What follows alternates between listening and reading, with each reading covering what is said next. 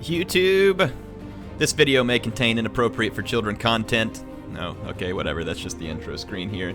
So, we've been given some more stuff, and it's pretty cool. It's a first look at the Grand Campaign map in Total War Warhammer 2. Am I playing this on the highest? I think I am.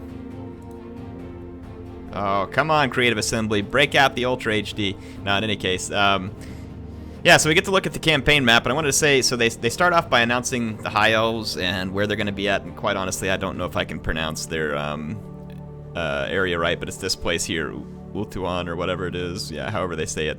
So this island is where they're showing you right now, and in terms of the old world, where the first game took place, that's over here. So here's the lands of the Empire, Bretonia, Estalia, Tylea, Badlands, here's the Dwarfs and their mountains, just to kind of give you all, there's Norska.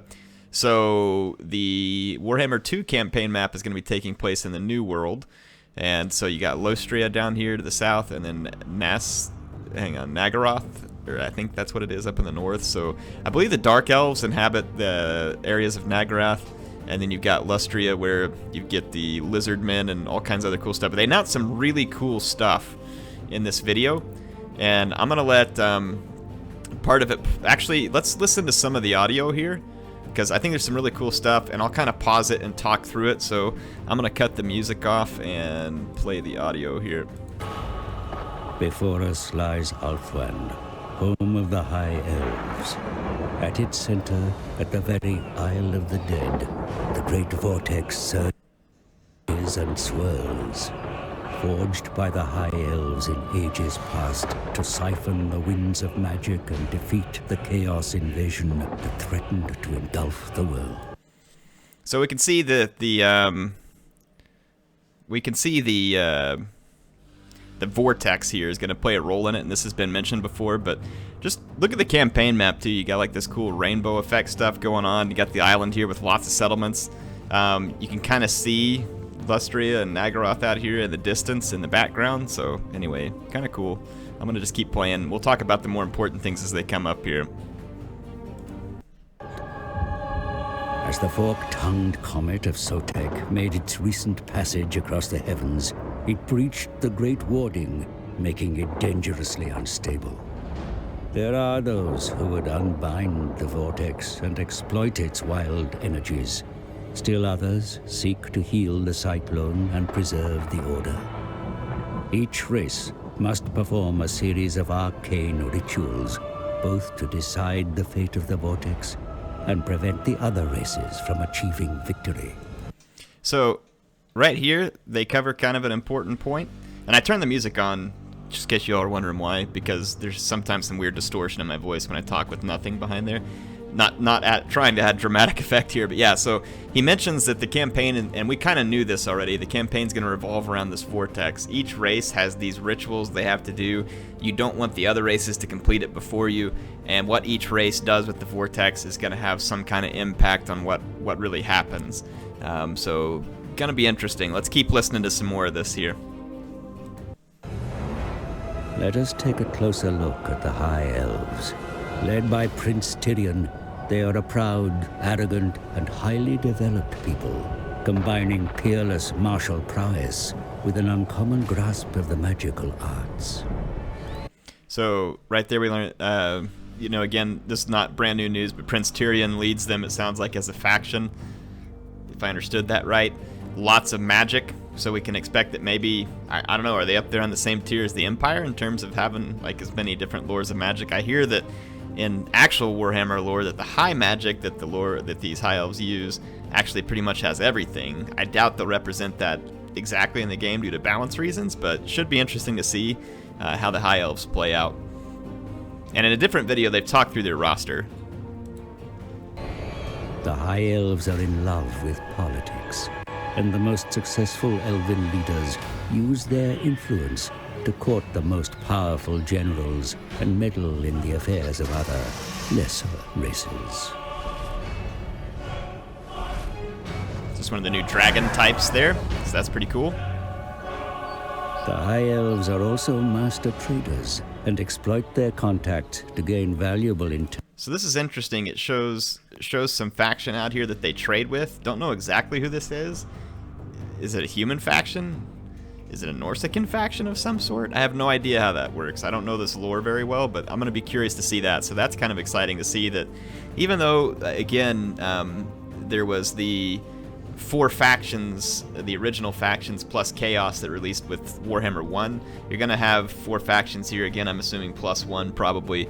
I think at this point it's a pretty safe assumption that the 4th one's going to be Skaven. We have no idea if there's going to be a 5th one, or if they're going to try and avoid any nonsense like what happened with Chaos, where honestly didn't make me mad, but a lot of people got pretty mad about it. I was just mad about Day 1 DLC. I wasn't necessarily mad about the fact that they were adding races as DLC. But anyway, let's continue. So interesting stuff here. Intelligence on the affairs of their trading partners. To the north of Althwan lie vast, near unassailable fortress gates, guarding the outer reaches of the elven homelands. It would take a formidable force indeed to breach these ramparts.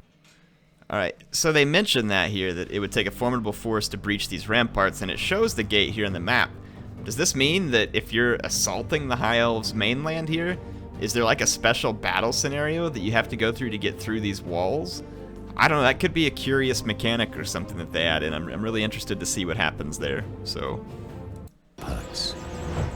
And now, the elves have enacted a ritual.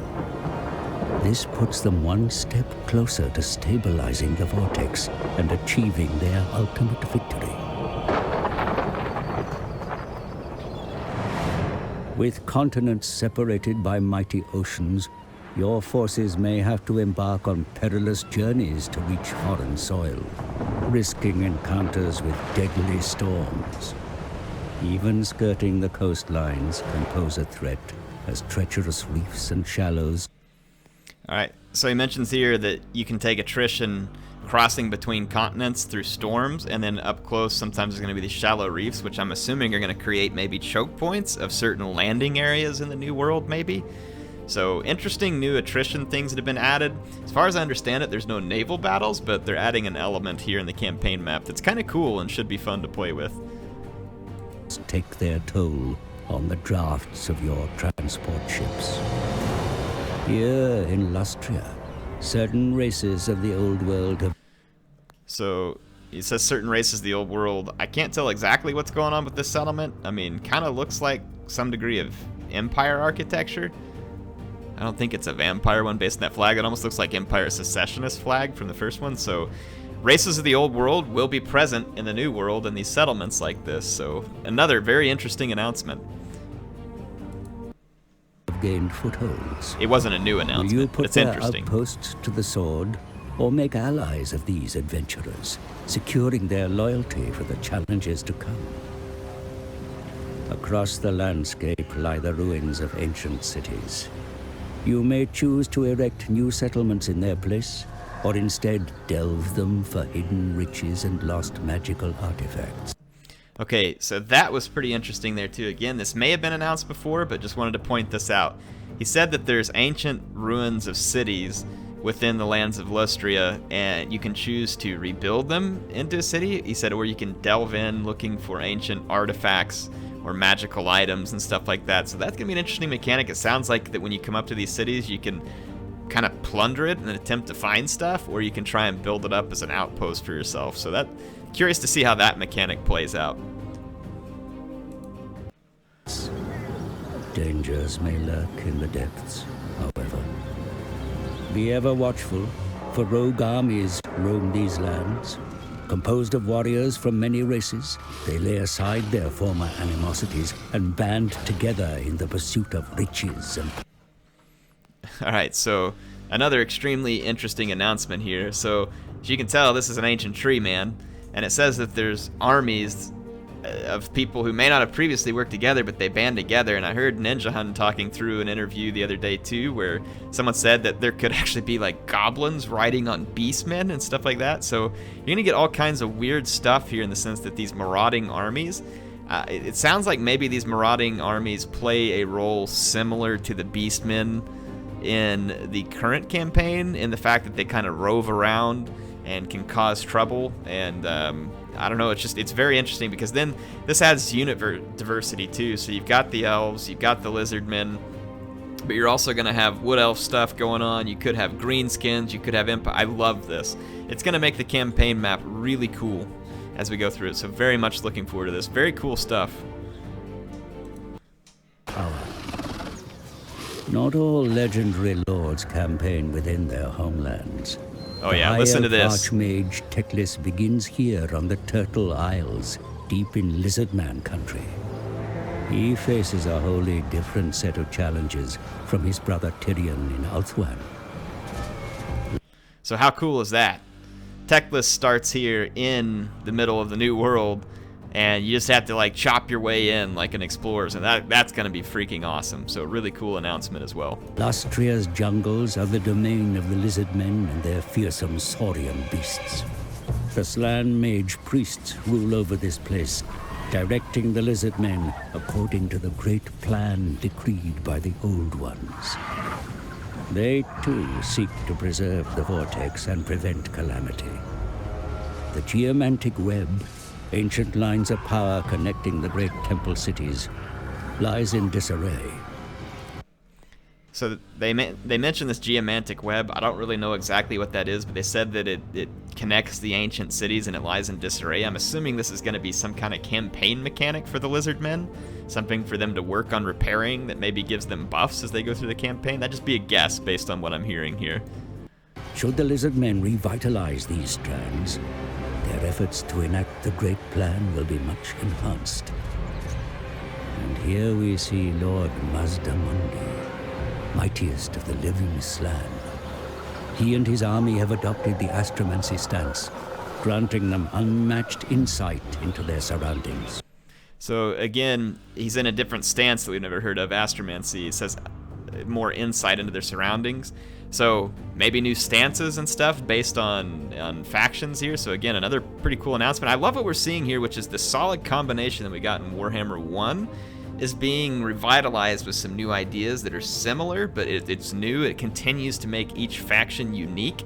We're seeing unique start positions for different legendary lords, which is great, because then not only can you play a campaign as each faction, which honestly, Total War Warhammer is the first Total War game ever where I have purposefully tried to beat a campaign with every single faction. In the other games, I just got too bored. And it's not pooping on historical games or anything else like that. It's just that this is the first time when I've really felt like that there was a vested interest in my part to play each individual campaign. Whereas, say, like for instance, on Attila, if I play one Germanic faction, they're all pretty much the same. And so that was why it wasn't as intriguing. I'm not saying that, you know, it wasn't fun, but it just wasn't as intriguing. And that's one thing I'm super excited for in Warhammer 2. It looks to make that even better. Finally, let us join the legendary Saurus warrior Krok-Gar and his Lizardmen cohorts as they prepare to do battle with a High Elf force at the ancient portal of the Fallen Gates.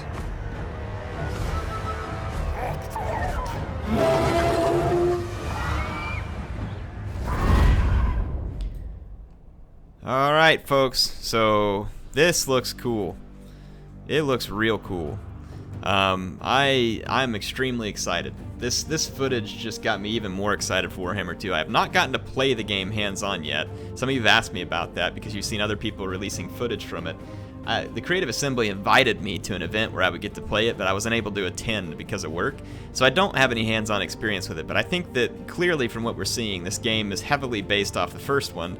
And I've seen some naysayers of the game, and if you are naysayers, fine. I'm just giving you my opinion here. I've seen some naysayers of the game who are just saying, well, I shouldn't be charged full price for this. This is just Warhammer 1 with new factions.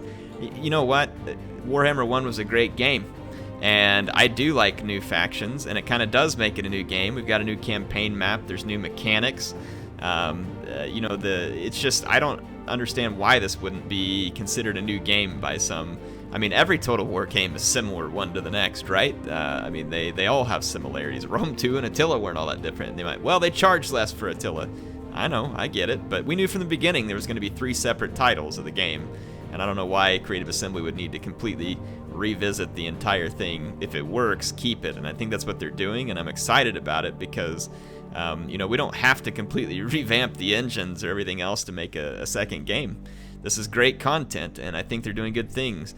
They've changed so many little things, like the dragons having breath attacks and the little army abilities that each faction picks up. These campaign map mechanics with storms at sea and coral reefs, and incorporating the different start positions for the legendary lords like they did with the 2 High Elf lords here. I mean, these are all very good things to see, and quite honestly, based on what I'm seeing right now, I have very high hopes for this game. Once I get hands-on experience with it, I will share that with you and tell you what I think. But right now, I think it's exciting, and I think that this is going to be one of the coolest campaigns that we have ever received in a Total War game. And that's saying something, because Warhammer was pretty good. It was really good. Like I said, I have never played so many hours in campaign on a Total War game as I have in Total War Warhammer. And for me, it's just fascinating doing all the campaigns and then doing them over again, maybe with different wizards, different mages, different lords, different units, and it's just because the factions play so differently. So I'm super stoked. I'm hoping that they'll just announce Skaven soon.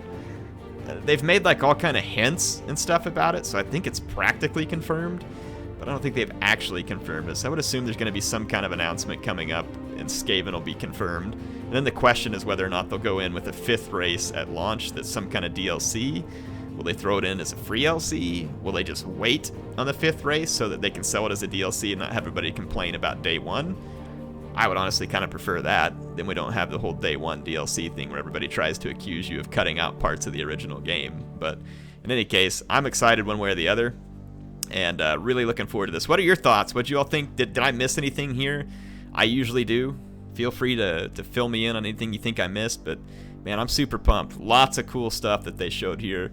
Appreciate this announcement from Creative Assembly, and man, I am looking forward to this game. Can't wait to see you all there. HeirofCarthage, signing out.